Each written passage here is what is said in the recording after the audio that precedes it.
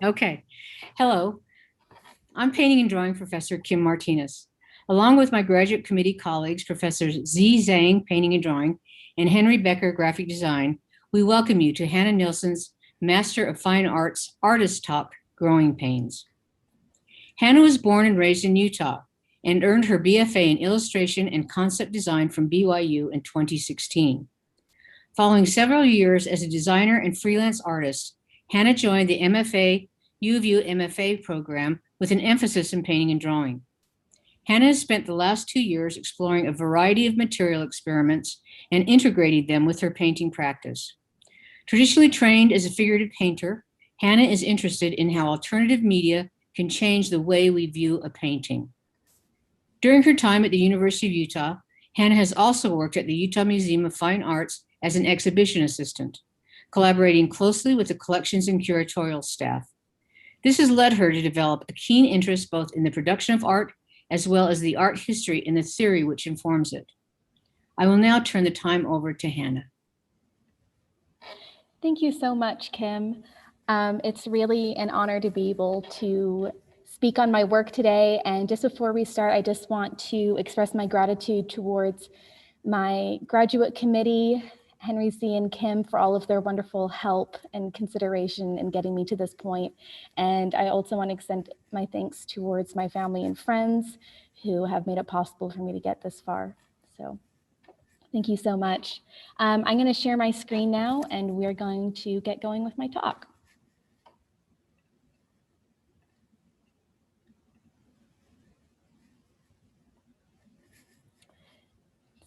Sorry, present, not share. Okay, so my talk today is titled the same as my exhibition, Growing Pains, for the reason that as much as a MFA program is exciting and exhilarating and really sharpens your ability to make creative and intelligent decisions, it can also sometimes, the stretching of it can be painful and can pull you in directions that you hadn't originally anticipated. My origins as an artist were as an illustrator.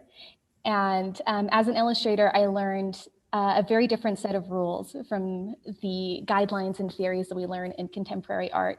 And so joining this program and coming to learn what I have learned here involved a bit of growing pains. It involved a bit of push and pull and coming to understand a different aspect, a different angle from which to look at art. So I do want to, first start by talking about the journey of it, some of the work that I did in the first year of the program, which was really an experimental period for me. It began in a way that was very consistent with the work that I'd been doing up until the program began, which was primarily figurative paintings on masonite board in a very traditional classical painting method, which was how I had learned in my undergrad and what I had continued to explore and pursue in the years following it. This is probably the first completed painting that I did in the program. It is a portrait titled Emma. It's oil on panel. It's about 16 by 20. And this painting represents about where I was at this particular part in the program, where I had technical competency and I was searching for a theme or a direction for the work that I was doing. And the theme that I had begun to explore and what was originally very enticing to me was anxiety and representing that in a visual manner. And as somebody who was working primarily 2D, I was looking at this only in terms of the image that was on the board. And that was still very exciting and fulfilling. It's always exciting and fulfilling to create a wonderful picture that is on a board. And it's something that I still value very much. But as we'll see throughout the body of this talk, it came to be part of instead of the entirety of what I created. If you see the quote that I have right here, we start to get a sense of one of the first problems that I ran into. And by problems, when I say problems as we go through this talk, I don't mean a stop sign right? I don't mean a place along the road where I stop and have to turn around. It's not a dead end. By a problem, I mean a new and exciting challenge and something to tease my brain in a way that encourages me to think about what I'm doing in a slightly different direction, right? It's a brain teaser, right? So the first problem that I was starting to run into was the depiction of the human body. Because while what we learn in art theory and through art history is that a picture of a body is not just a picture of a body. It does not stand on its own. There are histories and there are cultures and associations that come with the body. This quote is by John Berger, who is a well-known art historian. Those of you who are listening right now who are familiar with art have probably watched Ways of Seeing or read Ways of Seeing. If you haven't, I highly encourage you to. It is a wonderful series from BBC Two back in 1972. But John Berger is essentially breaking down some of the different ways that people were using painting, right? Things that had to do with status, with materialism, with power. And this is one of the most important quotes when we are talking about how females and women are portrayed in classical art. Men look at women, women watch themselves being looked at. And what this means is that because of this long history in the classical Western art canon of men being the producers of art and men being producing art that is intended to create a sense of class or status or power, they are producing images of women that are coming through a male lens, right? So when we see these images of women, we are seeing them as men saw them. And so for men, it's looking, but for women, we are seeing what a man saw when they looked at us. And so there's always this translation that's happening there. And so it became something that I was thinking about really critically as I was going through my process, is that I wanted to find a way to create my paintings while still protecting the subjects of my paintings, because I paint women, I paint about women, and that's because I am a woman, and I'm usually talking about my own thoughts and feelings and expressions and problems that I'm going through. So when I'm painting myself and when I'm painting others, I need to be thinking about how I can protect them from this gaze. So moving to the next slide, we're going to look at some of the ways my first year in which I approached altering or adapting these painted figures that I was creating in order to protect them from the gaze. And then in another way, also introduce a physicality to them that would bolster the concept or the theme that I was discussing. So right now we are looking at a piece titled, Do You Like Me When I Break Things? Do You Like Me When I'm Broken?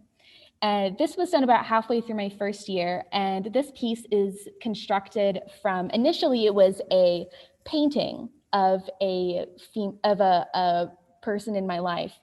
And then I found a mirror and I smashed the mirror. And I took all the pieces of the mirror and I traced them on the back of this painting. And then I carefully laser cut out all of these different pieces so that I could apply them back to the shards of this broken mirror. And then they were placed into a plaster and resin frame standing up. So in this one, obviously I was creating a sense of danger. I was pushing the audience away from being able to really look at and examine this person. This is an image of a person that is, again, defying the attempt of someone to look at them and threatening anybody who would dare to get close enough to look. And this one, this was probably one of my more successful attempts during the year. This one is called Safe. And this is an oil painting on vinyl blinds. And this is just an excerpt from my essay on the subject of my work this year. Dissecting or deconstructing completed paintings became a prevalent solution, one which functioned simultaneously as a protection against the male gaze and also an apt metaphor for the internal process I was undergoing. Dismantling these carefully painted figures literalized my painful evolution, both as an artist and as a person. So again, in this one, this is not as threatening, but it does work to reveal the position of the person who is trying to look, because the image on these blinds is inherently, by the structure of the piece, hidden from the viewer, and someone who wanted to get a better look at the painting would be imposing. It would be voyeurism to try and look at this image that's on the work. And so you're putting the viewer into a spot which might make them uncomfortable, but might also bring them to a spot where they are understanding or realizing their place as the gazer. About halfway through the second semester, I began to experiment with textiles. And this became really significant because for a long time, while I was doing a lot of experimentation with these different mediums and getting a lot of interest out of that, I was struggling to create a solid connection between the medium and the material that I was using and the work that I was creating. Because while I mentioned earlier that I was really thinking about anxiety a lot, the idea of anxiety was a little broad. Anxiety as a concept is very broad because everybody experiences it very differently. Whether that comes from whatever triggers your anxiety, to the intensity of your anxiety, to the physical reaction to your anxiety, there is an extremely broad definition of what that means. And so in order to create pieces that spoke a little bit more specifically, I needed to find a solid root. I needed to find something that was specific to me and that was becoming a wellspring of anxiety in my life. And that doesn't necessarily mean the only thing that is causing anxiety or even the primary thing, but instead a root that was interesting for me to talk about and which would bear fruit artistically. And so what I was coming to find out is that what I was processing in my life was a conflict between some of the conservatism that I was often brought up with and found in the culture around me and those messages that were given to me, and the deconstruction of that I was going through in my life, where I was trying to understand where this was coming from and how it had impacted me. And so this piece is called Stained, and it is watercolor on cheesecloth. And how this was accomplished was that I layered up all 8 of these sheets of cheesecloth into one section. And then I painted this portrait of myself on the front of it and let the rest of it bleed through all the way back. And then I hung them up like they were drawing. And the intention of this was to demonstrate what the effect is when somebody gets a message enough that their behaviors are incorrect, right? And then they stain through and it becomes impossible to wash out. And at a certain point, you're realizing that it is yourself that you're trying to wash out, right? And so the cheesecloth became something that I've kept in a lot of my work, because that idea of trying to strain out the thing that is perceived as undesirable about you is inefficient and ultimately futile. You have to embrace these things and come to accept them about yourself. So this one was a particularly emotional piece for me to do, and it was also somewhat of a breakthrough because I started to understand the power of what textile could be and how it could bring out a different dimension of the work that I was creating. This was a piece that I did right as just after lockdown happened last year. It's called I Shouldn't Be the One to Talk About This Moment. And this was something that I was thinking about a lot in terms of creating collage or creating messiness or a lack of focal point, which I think contributes to an idea of conflict in a more complex way than presenting 2 equal sides. So this is comprised of a lot of different types of paper, drawings with graphite, watercolor, tempera. And it was really about these feelings I was having when lockdown was happening, when I felt really petty about how upset I was about everything, because it was like nothing was happening to me. The world was suffering and I was merely inconvenienced, but it was still this, this huge weight. And so it was a little bit more murky and it was a little bit messier. And that was something that I ended up pulling through in some ways, in terms of not looking at things in black and white, but instead examining the interest of the interaction. So I am going to take a brief historical tangent in the middle here, and you're going to have to bear with me, because I do want to talk about some of the influences that got me to the work that is in my thesis show and the reasons why I've presented it in the way that I have. So obviously we're going to be talking about the two main elements that are present in my work. On one side, we have classical Western oil painting, and on the other side, we have domestic craft practices. All of those textiles that I hinted at, we're going to come up and start seeing those. So what we have here are two different versions of the tale of Queen Esther and King Ahasuerus. This is a biblical story. These were both created in the 1600s. And they were actually both created by women.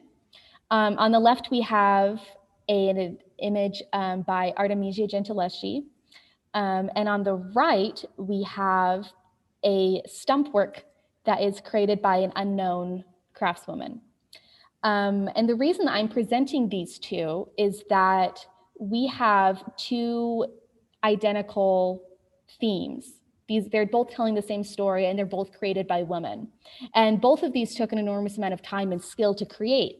However, one of these is part of the important classical Western art canon, as people call it. And the other one is more of a cultural piece of history that would likely be kept in the archives of a museum for decades without ever being shown properly. This is never going to be the centerpiece of an exhibit, whereas anything by Artemisia Gentileschi is consistently a huge highlight of exhibitions. As a bit of background, Artemisia Gentileschi, if you don't know, she was a 17th century Italian painter who created such well-known pieces as Judith slaying Holofernes, and as we're going to see in the next slide, Susanna and the Elders. And she's well known for being one of the few surviving, relevant, famous, whatever you want to call it, female painters of the time period. And so obviously what we're seeing here is a cultural bias, right? We're seeing a cultural bias in favor of classical Western oil painting, whereas we are seeing a similar piece considered far less important. And that is extremely relevant to the work that I started to create, because I began to think about what it's like to combine these two. What happens when you place them side by side, stitch them together, make them become one thing? Again, we're coming up against an interesting difference between the gaze of a female painter and the gaze of a male painter. This painter, Guido Reni, is a male painter of the same time period as Artemisia Gentileschi. They are both depicting the same biblical tale, Susanna and the Elders. However, you can see that there is a distinct difference in how our central figure, Susanna, is being depicted in her relationship to the elders. In Artemisia, she is very, she's acting, she's very active, she's pushing away from them, she looks disgusted, they look, perverted, right? And the other one, she is much more subdued, she is much more domesticated, right? They have these smiles on their faces, like they're sort of playing a game with her, right? It's not nearly as sinister. And this is an example of the gaze at work, what we were talking about earlier. Artemisia's gaze on this story and on this figure is very different from Guido Reni's. However, something that I wrote about a lot in my paper is that unfortunately, even though Artemisia is treating her central subject differently and in a much more compassionate and humanized manner, it is still possible for a viewer to disregard that and still objectify this female form. So there are limitations to the ability of a female painter to protect, right? Even though she's a female, she's not completely protected just by that label. So I'm going to switch gears because I'm going to try and get through some of this history pretty quickly, because I know that this is not an art history talk. It just happens to be something that's very interesting to me and was very influential in how I approach this stuff. So looking at some more domestic crafts, we have these two different quilts here. And one of them is called a Victorian crazy quilt, and the other one is a story quilt created by Faith Ringgold. Victorian crazy quilts were created in the end of the 19th century, and they were made out of these scraps of velvet and silks and all of these really expensive, beautiful fabrics that a wealthier family was going to have. And I mean, you can see some of these details here, what sort of fabrics or garments that these might have come from. And this was during a period when quilting was particularly reserved for upper classes, actually. Quilting has since developed a reputation as something that is more of an accessible, middle-class, family-oriented activity. But before the Industrial Revolution, it was actually very difficult to get enough fabric in order to create these quilts. So they were something that were very decorative and were very sort of confined to the upper classes. And it was also something that often enslaved women were required to do as part of their slave status, which is bad and horrible. But you also see it come up again, especially with Faith Ringgold. She took a lot of that history.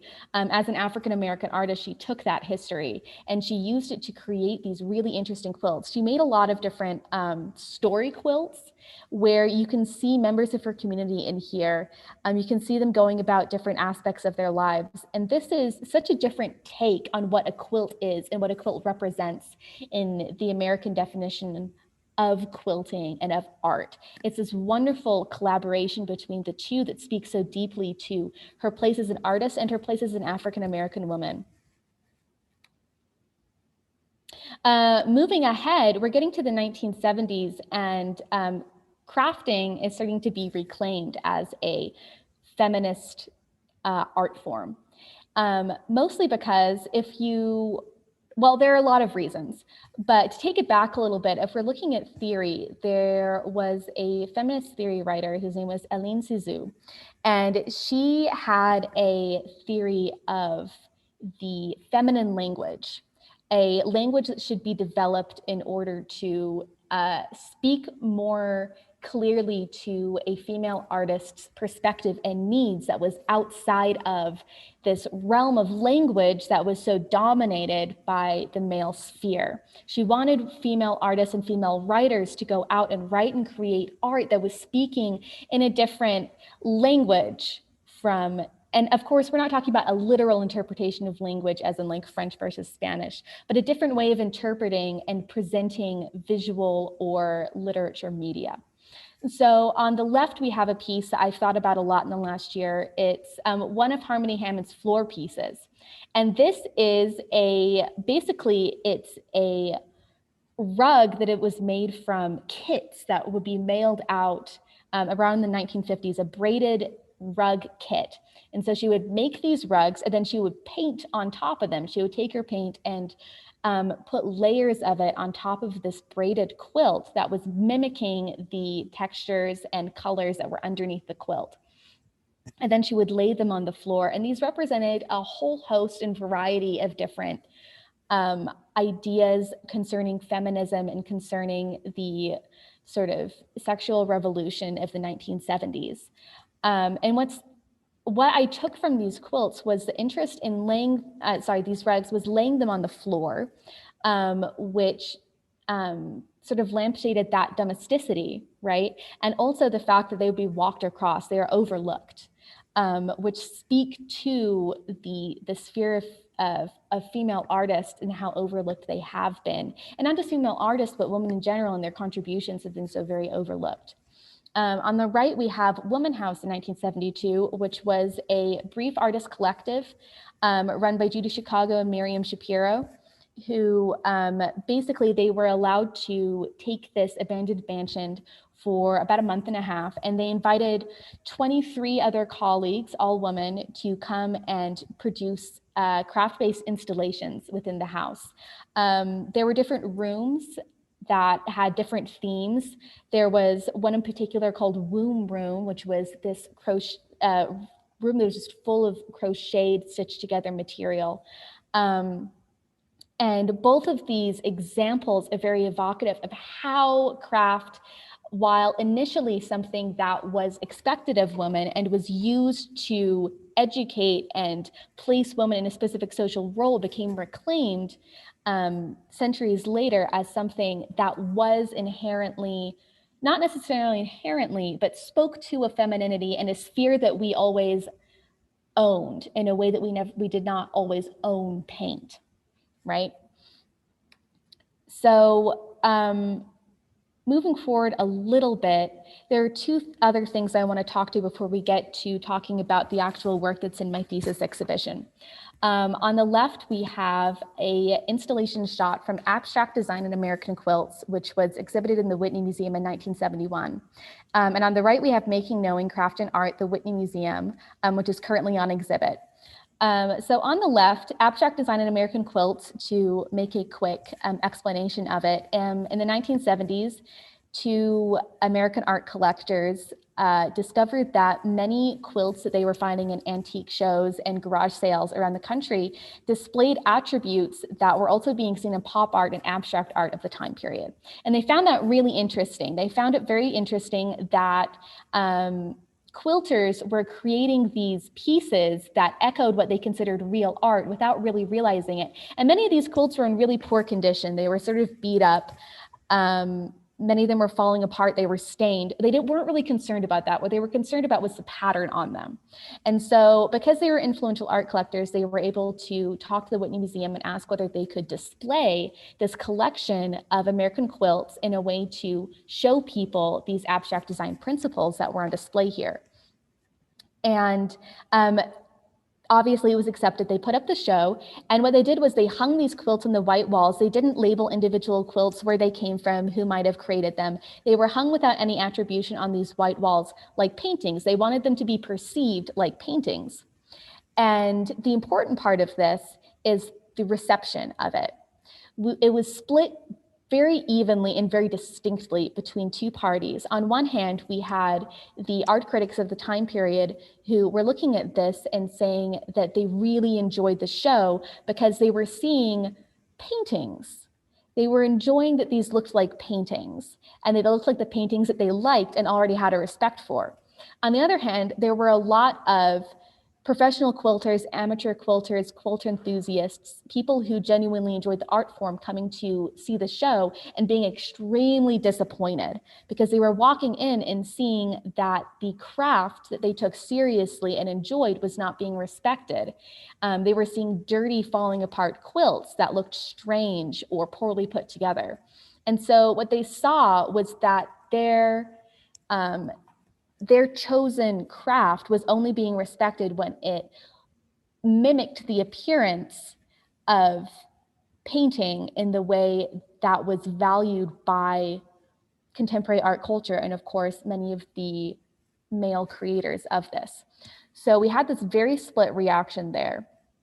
And what this led me to conclude is that as I'm making these craft pieces, I wanted to be very careful in creating spaces and ways of displaying them that honored the craft aspect of them, that showed that the craftiness of them is equally important to the painting and the contemporary art ideals that are going into them. On the other hand, we have Making Knowing Craft and Art, which is currently on exhibit. And I bring this up partially because craft really is having sort of resurgence in contemporary art. It's become a very prominent way of creating art that steers away from the problematic human form. You don't have to deal with that as much. And it also brings in a lot of these ideas of art forms and craft forms that haven't been appreciated, because that is sort of the movement that we're trying to move towards in contemporary art, is becoming a little bit more egalitarian and lifting up voices that haven't been heard as much. And craft can become a really powerful method for doing that. So I appreciate all of you bearing with me through this sort of historical overview of some of these things that we're talking about. So we're going to start talking about the thesis show now and some of the things that I learned along the way of creating it. The first thing that we're looking at here, this is a photo shoot that I did with a few of the different pieces that are available to be seen in the thesis show. Obviously, we have a quilt here. And when you come to the show, we'll see in a few slides that the quilt is displayed on a bed along with the pillows, as one would display a quilt in your home that you're particularly proud of or that you're using on your bed. The quilt's name is So What's It Gonna Be? It is comprised of canvas oil painting and cotton quilt blend fabric. There's also the top stitch is made with a blue ribbon that traces the figure on top of it. And then the pillows are titled Too Many Thoughts in My Head to Sleep. And they comprise of a canvas oil painting, handmade ceramic beads, and upholstery fabric. So just to speak on So What's It Gonna Be for a second, I am going to read my artist statement for that. Bringing up here. Okay, in my work, all destruction is in service of creation. In fact, it can be argued that all craft to some extent involves deconstruction. Nowhere is this principle more obvious than in the quilt building process, where hours and even days can become devoted to accumulating piles of carefully diced fabrics. Eventually, each orphan segment is rotated, flipped, and joined until the final product is completed. At this point, there is no single cotton corner which can be understood without the context of the quilt as a whole. Similarly, when we think about our own identities, there are no details, no decisions, no quirks or traits which can retain coherent meaning outside of the context of our lived entirety. As I bent, cut, and sewed the canvas of my self-portrait, was I destroying the perspective of my identity? Does the appearance of my quilt mimic an act of destruction, or does it provide a pathway to creating a more complex understanding of my own identity? That's me right there, I think. Someone's microphone is on. This piece is talking, I think, a little bit more explicitly about the overall theme that I'm accomplishing here, which is looking at this interaction between combining classical oil painting with craft practices.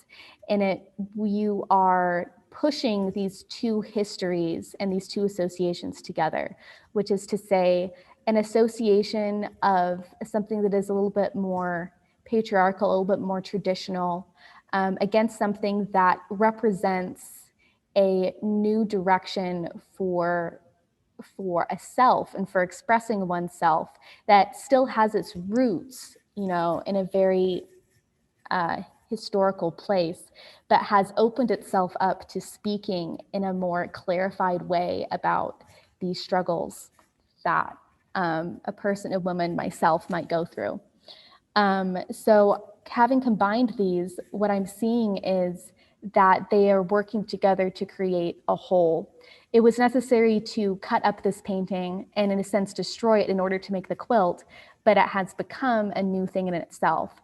The quilt is made of two raw materials, the cotton and the canvas, and they work together. Neither is more important than the other. This is Too Many Thoughts in My Head to Sleep. And this one, to read again. Some nights, just the concept of a pillow is a cruel joke. Some nights there is no amount of soft downy stuffing or silken pillowcases which can distract from the discomfort of 100 nagging voices dancing across your mind. In this work, those pesky thoughts swarm over the surface of the pillow. If you lay your head against them, the little red beads will grasp and pull at your hair. There's no comfort and no rest here. Each bead is individual and handcrafted and lost amid the crowding chaos of the others. At their thickest, it's impossible to discern what beleaguered self-portraiture lies below. So this piece goes with the quilt. And the reason that goes with the quilt is that even at a certain point of acceptance in the conflict that you are experiencing, it still keeps you up at night. And I'm going to try and move on a little bit more. So this next piece is called My Body Was Always Meant for Someone Else. It is a rug that has been created on top of a large canvas painting, which is 2 combined self-portraits. And it is covered both with pulled yarn and also embroidered words that are taken from a piece of writing that I created for myself.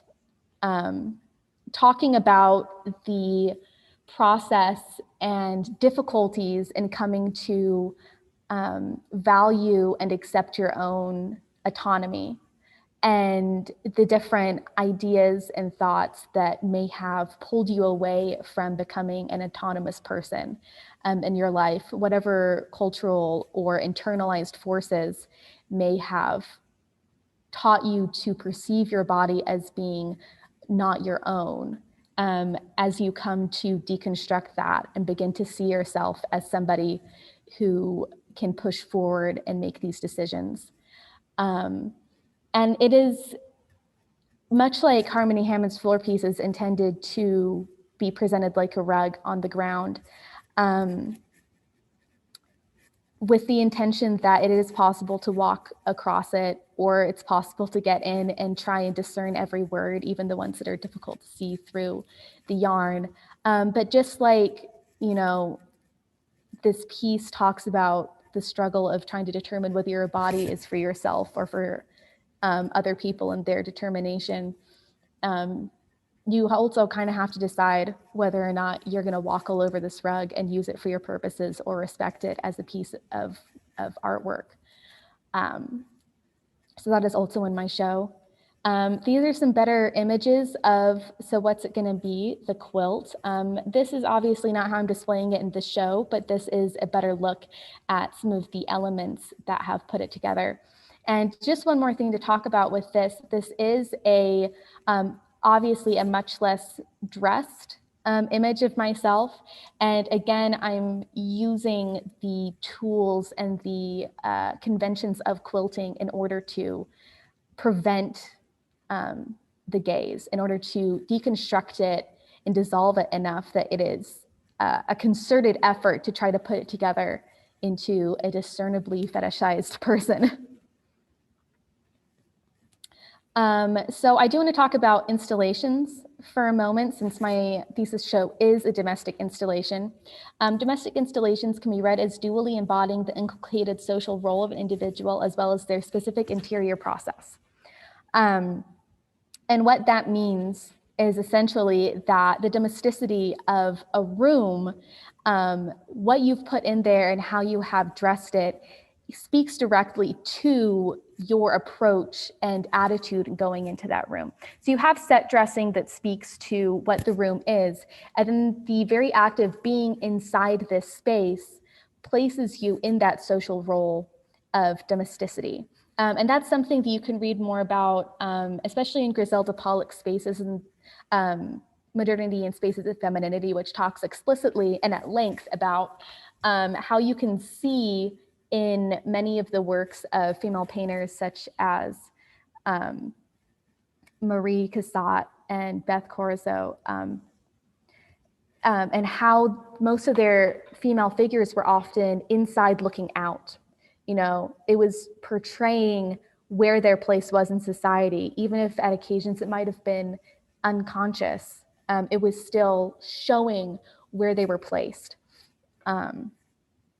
So just to lead in a little bit, this is an image from my interim show, and this is also kind of a better look at these 2 pieces which are visible in my thesis show. But this was titled A Waiting Room, and it is a completely different type of installation process, because this is not intended to look like a domestic interior. This is very much something that is a little bit more uncomfortable, a little bit more surreal, maybe more commercial. And it is titled A Waiting Room, so you can be sure that this is not intended to be an interior domestic space. whereas what I've created for my thesis show is very much a domestic interior space. So by creating this, I had a chance to think about why the things I did here worked for this and what things I need to avoid in terms of creating an effective domestic interior. And as we look at this, we have a very bright and distracting wall space. This isn't something that you would see inside someone's home. The furniture is placed at a place where they are in conflict with each other. They're sort of staring each other down, Old West style. And then we have this really aggressive sort of brick in the gallery sense. And this sort of stuff, it clicks and it echoes. And so some of the things that I wanted to do with my thesis show were to cushion that ground, make it feel a little bit more homey, and create a wall space and an interaction between objects that felt a little bit more domestic and a little bit more natural. So we have some sort of hastily taken pictures, and these are not great photos, and I do apologize for that. But we can see some of the different ways that I have started placing these things out. We have our workspace table, we have our bed in the background with a nightstand, some wall pieces. You can see some different angles here. Some of these things are at a slightly more comfortable angle with each other, which was very important to me. Most of this stuff is the surfaces and the materials that I used to create the works that are in the show, which was also important to me, that it had that touch and that specificity. So this is another detail of the bed. You can see that laid out. This is a detail of one of the wall pieces, and I will talk for a moment about the wall piece. There are 3 wall pieces. There's one 8x8 and 2 4x8. And the construction here is intended to mimic sort of a wall versus window scenario, where we have the canvas pieces being the window and the fabric being the wall. And this is intentionally flipped a little bit, right? We have down here, you can see the embroidery detail is topography of Utah.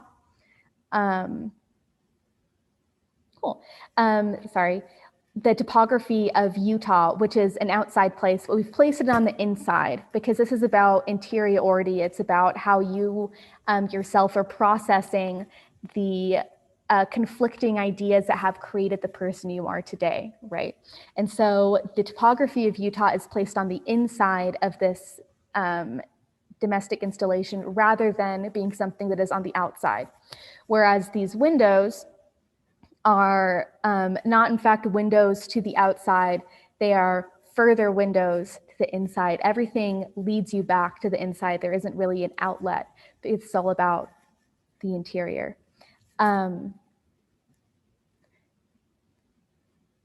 Sorry, I noticed a comment. And then we also have sort of this artistic interpretation of curtains created with a number of different textile objects, knitting, fabric, yarn, all of that sort of thing. So there are 3 different versions of that you can see inside the show.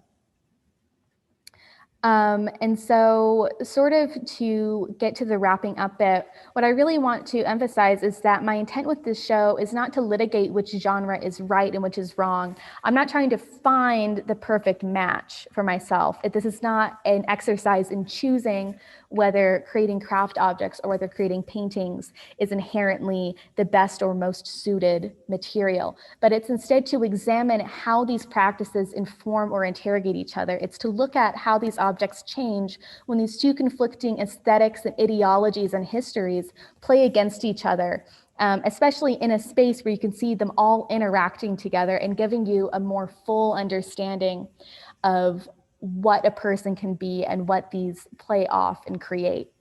So I feel like I've run a little bit long, so I'm gonna peter off to the end if anybody has any questions there. And again, I do apologize for some of the images of the interior of the show, but if you come by, you can see it in person, in crystal clear 2020 in-person vision. So thank you so much.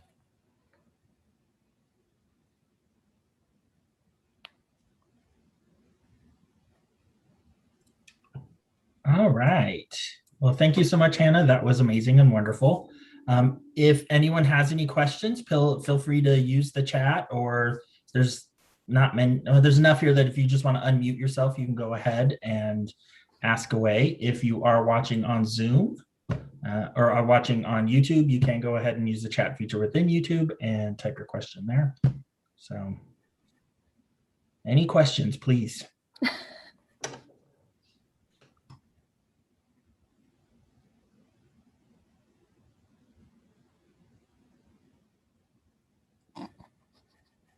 I answered everybody's questions. Yeah. No one has anything to say. I've got a question for you, Hannah. Yes. So I kind of saw how your work progressed from the start. Did you know, I think the first piece you did was the girl with the bees chasing her, and you laser cut that. At least that was the first piece that I saw you kind of cut up. Did you know that that was a goal or a direction that you were going to go, or did you find a lot of inspiration in that one piece? I honestly don't remember whether that was the first piece that I started cutting up, but I went into that with a much more like direct idea of what I was doing. Like I wasn't destroying it. That I was making something, but after having done it, I realized that I had destroyed it in a way, and that was interesting. And it took me a few more destructive episodes to really realize that I was finding something that was interesting to me in that. So it wasn't immediate, but it was very immediately interesting.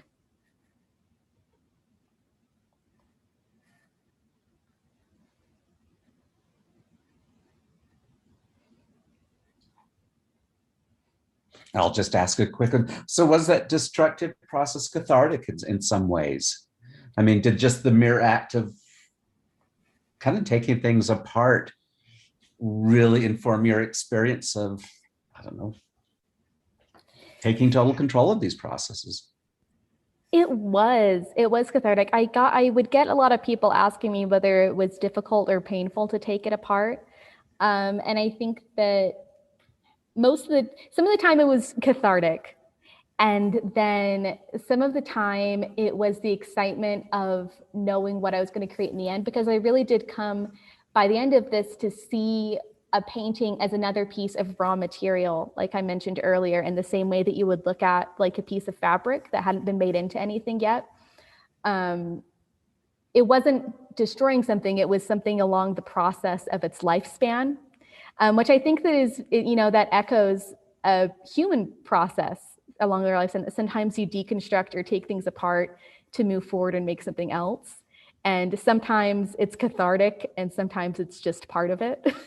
And sometimes you mess it up. Sometimes you destroy it and it doesn't go well and it's destroyed forever. Did you say the excitement of knowing or not knowing? Both. Okay. I think both, because you can plan a lot in the process, but there's always going to be, depending on how it goes, something's always going to be different in the end that surprises you. So. Thank you. Thank you. Hey, Hannah, can you see the chat? I just opened it up. Oh, okay. Because Riley just asked a good question, kind of good follow-up to Ed's question. Yeah. Riley asked, Hannah, how did accessing and exploring these themes of protection of self change when you explored craft materials? Did you notice that the craft approach helped you access and deconstruct typical depictions of feminine emotion? Yeah, that is a really great question, and it's something that I glossed over a little bit. But craft has become a way of creating a body that is not depicted. It has a physicality that can act as a body without giving someone a chance to perceive it, if that makes sense. And so integrating that, it was sort of this splicing of two bodies, right? A body that was vulnerable and needed protection, and a body that was inherently protected, that painting and that craft, if that makes sense. So it did sort of change the way that I looked at it, because I didn't need to destroy it as much because it felt inherently protected by the craft.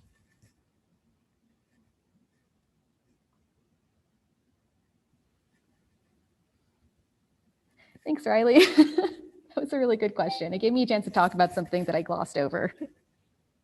Hannah, I have a question for you, which is, forgive me if I don't have this framed the right way, but I noticed that you're challenging the notion of kind of like what I think you thought painting may have been when you first entered in the program, and now like what it's become inside your life now.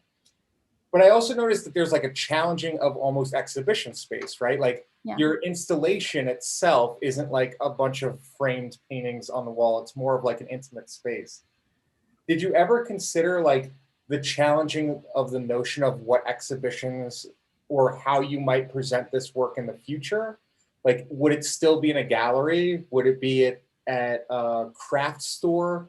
Would it be in somebody's home? Is there anything, you know, like what's the next evolution of where you see yourself going after you graduate?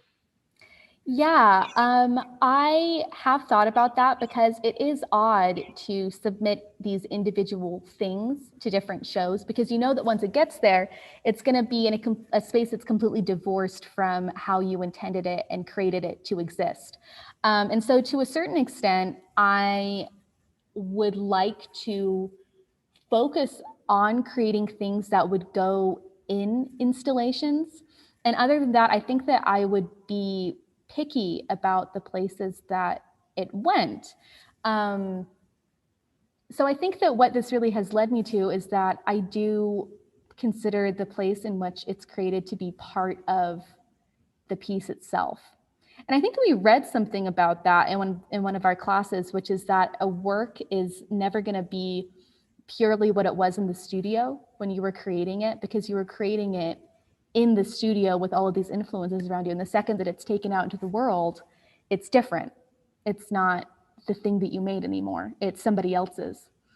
And so I think, oh yeah, Brian says you can take charge of how the work is presented. And I think that it's something that, I want to explore more of what that means and how that can be presented, because I think that I'm really just sort of on the cusp with that. I don't think that that's a question that I've resolved in a lot of ways, but it has opened up a lot of questions that are productive, if you know what I mean. Wendy asked, you have done quite a bit of exploration between 2D and 3D in several cases with domestic objects. What have you found they communicate different from a more traditional 2D painting? What have been some of the differences in communication from a more traditional 2D display of painting? Yeah, I mean, I think that that's a really big part of what I've been doing. How do they communicate different from a traditional 2D painting? Well, a traditional 2D painting, a word that I was using a lot earlier is quiet. Painting is very quiet. And I think that any object that breaks into the 3D is automatically, to extend the metaphor, a little bit more loud. It literally takes up a bit more physical space. It invites the person to investigate it at different angles, I think. And it also brings in an association that doesn't exist with painting on board, because you're only looking at an image, right? When you're looking at a painting on a board, you're looking at the image, and the image is what's important. But when you're looking at a 3D object that involves craft, you're also looking at the material and how the person constructed it. And so you're introducing this other element, this other way of thinking in terms of the viewer relationship with you. So yeah, I mean, it definitely changed my way of communicating, because I wasn't thinking solely in terms of image. I was thinking in terms of material and communication. Bryce said, you had mentioned that somewhere in the process you had learned what you were trying to process in conflict with conservatism. What was it that helped you gain this insight? I don't know, man. Growing up, getting older. I moved. I started having to think about this stuff more. My just position in life changed a little bit, and it became something that I cared about a lot.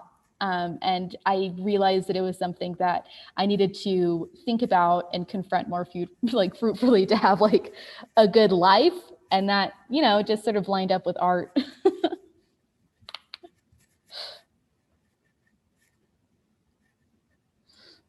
We have time for one more question.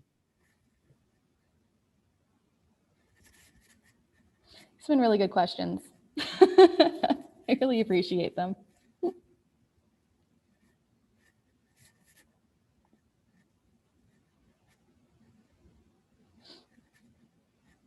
We have no more questions. Oh, Any more? Any more? I'll jump in. What to you, because you're talking about constructing sort of a domestic space in your exhibition. So yeah. what to you are the signifiers, the symbols that define a domestic space? And you know what do they mean? Are you challenging them? Are you accepting them? Are you going ironic with them? I don't think I'm very good at going ironic with things. I tried, and I'm just not very good at that.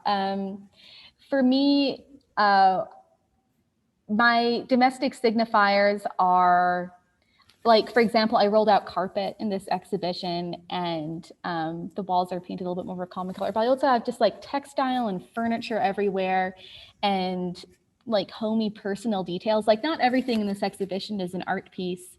Some of it's something that I've been calling set dressing, and not in a derogatory way, just in like, you know, there's a difference between a fully furnished stage and, you know, an empty theater. And I wanted my theater to evoke. So there's set dressing, and I think that that's important. I think that how you present a set is important. And I mean, I just was kind of curious because I mean, I've only had a very short initial in-person experience with your work. There was almost a hint of I don't know what it's called, a shrine aspect to it. Yeah. Not a traditional worship space, but kind of like an alternative space, you know, with sort of, you know, I don't know, iconic figures. Yeah, I put there was some, something like that going I into forgot to mention it, but I did put I call them ghosts. I put ghosts around, and I sort of shrouded them in that cheesecloth to separate them. So we have a haunting.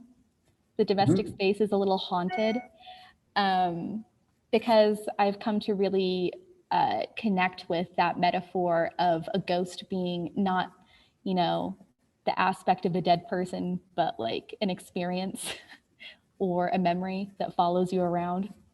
So it is a little bit shriny. I think maybe a shrine more in terms of like a memorial rather than a religious shrine.